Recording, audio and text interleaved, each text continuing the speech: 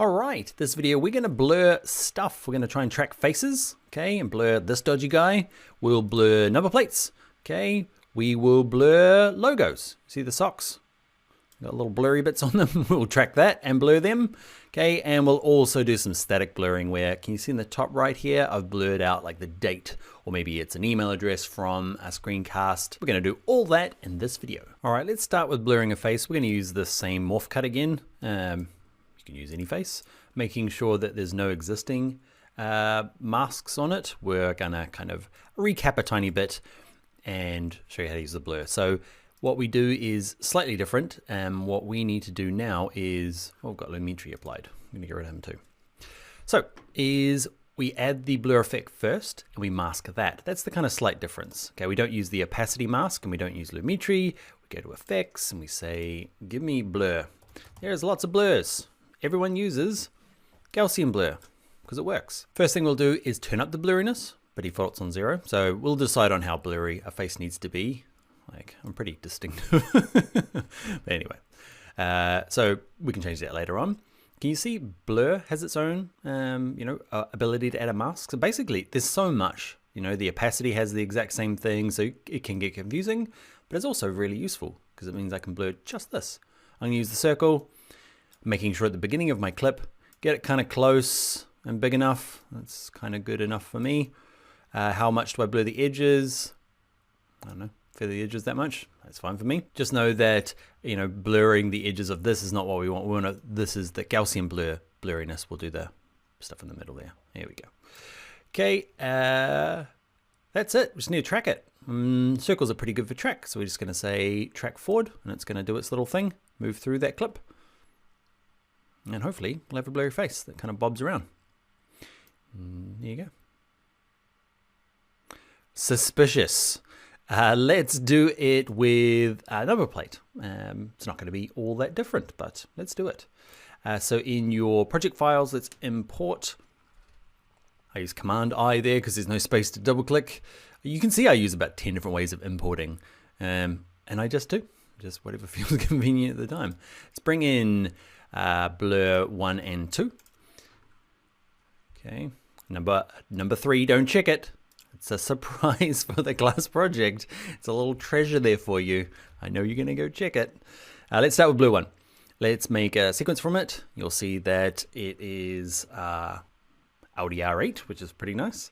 I'm gonna use my / key to fill up the little line down here, and it's basically the same. I find in my effects panel, I go to Gaussian blur, drag it on, crank it up, make it a rectangle, because number plates are rectangles, get it close to the sides-ish, big enough, there we go, and then smash away at that one.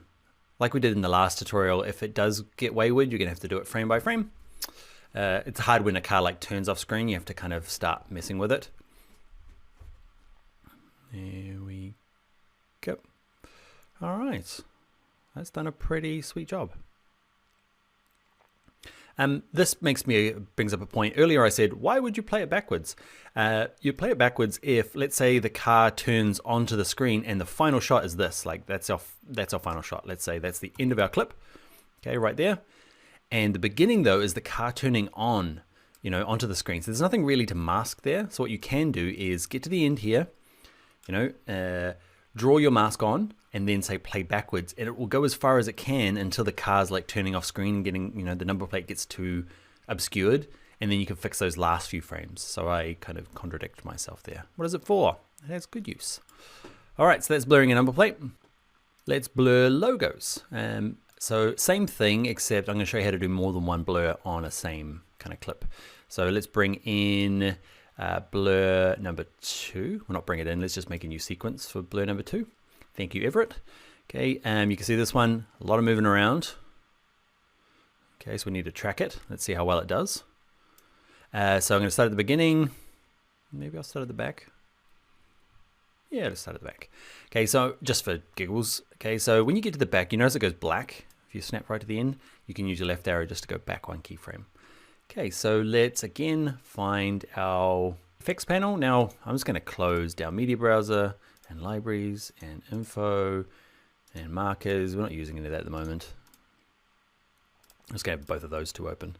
Okay, so Gaussian blur, dump it on the clip, crank it up. In our case, I don't know, circle, pen tool, or rectangle. The Nike tick needs to be removed for branding reasons. Okay, happens a lot in television. It's always really awkward, right? You see people blurring out really famous brands and it just draws way more attention to them. But hey, let's keep the lawyers happy. So how does that look? I'll click in there, use my little zoom in shortcut. Okay. Because this guy jumps, let's see how well it's going to track it. It needs to be big enough as well for this thing to be able to fit in. You can see this one's a lot longer because it's stretched around, so I might go like that. Let's see how that goes. A bit of a trial and error. Let's hit play to run through. See how well it tracks it. All right, let's check it out. How well did it go? Oh, it did good. Good work, Premiere Pro. Cool. I might need to blur the edges a bit more. Okay, because you can see if I click off, there's this kind of like maybe sharp bit here, which I can fix afterwards with my masking feather the edge. Too feathery. Like that. Cool, so let's add a second one to get this. So you do it to the exact same clip, okay, and you don't have two blurs, you have two masks. You can see it says mask one. Let's twirl that down so it goes away, and you can just click another one. You have mask two. Okay, and that's going to be this other one. And there's no difference. Except you do need to make sure, I always do this. I'm halfway through a clip when I start doing it. So it's better to do it at one end or the other. Get to the end, hit the backspace key, get that kind of closer. Here we go. Nice.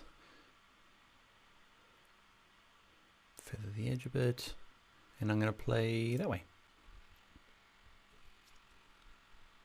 All right, Mask 2 did a great job. Look, it probably went up behind the leg. This is a really good exercise. I didn't realize I had this in here.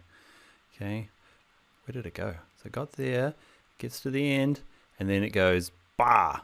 Why does it go bah? So I am going to be scrolling along till I get close. And I'm using my left arrow on my keyboard.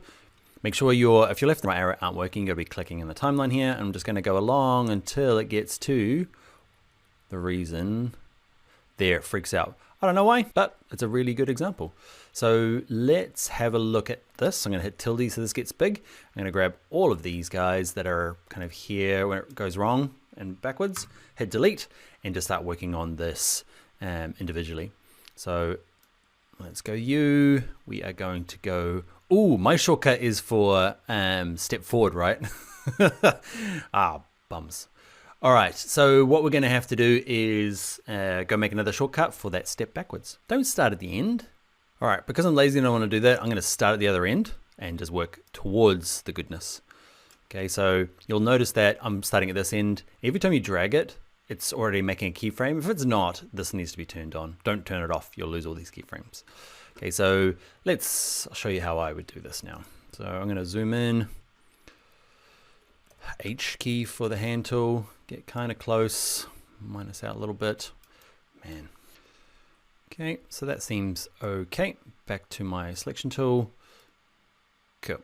And my shortcut that I made in the previous video, you might not have this one. Remember, mine is Option S, go forward one keyframe, Option S, Option S, Option S,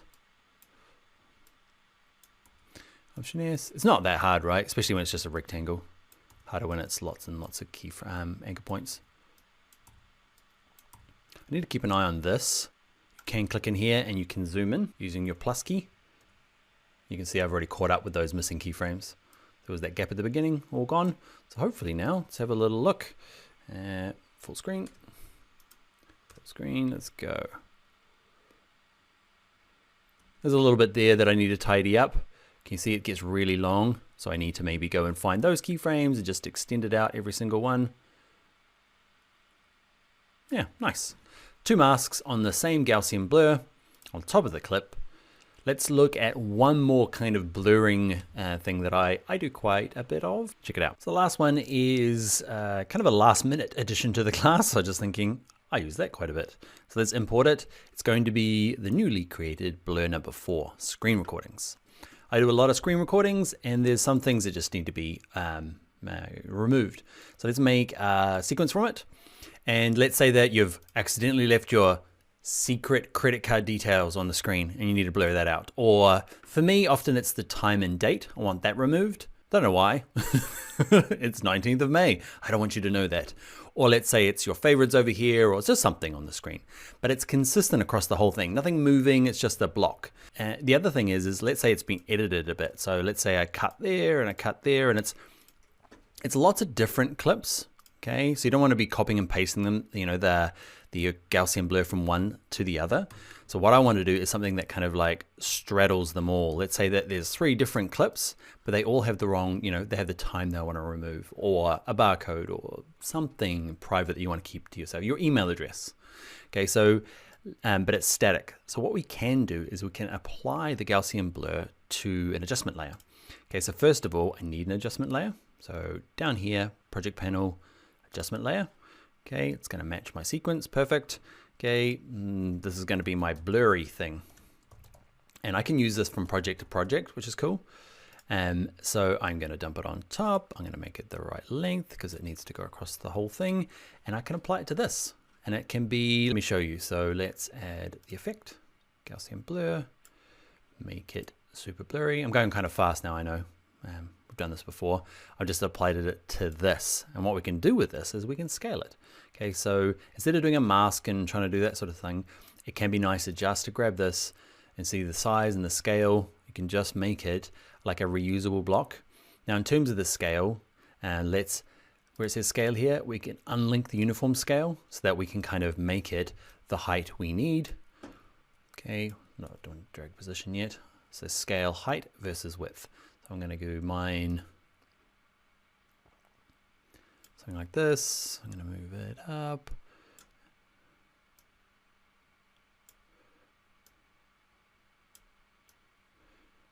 You get the idea. And it's just something that sits over the top, and it doesn't matter what's going on. New edits, you're moving things, re-recording stuff, that will always just stay there. Okay, it doesn't follow anything because it can't track it, but it's not meant to. Okay, let's have a look at this. My blur is probably a little hardcore for that. Same thing, if it doesn't, you know, if you need it for something else, you can have multiple ones, or at least in this case, let's say that I want to change the position. I want to make it for covering this part, okay? Because I don't want people to see what my favorites are, okay? Or obviously super secret credit card details. All right, so that is it for blurring. What did we do? We did faces, we did logos, number plates, and this one, kind of static things like credit card details. That's not a credit card, obviously. Just a random number I typed. You know that. All right, let's get on to the class exercise. You're like, I had a look, blur number 3 coming right up.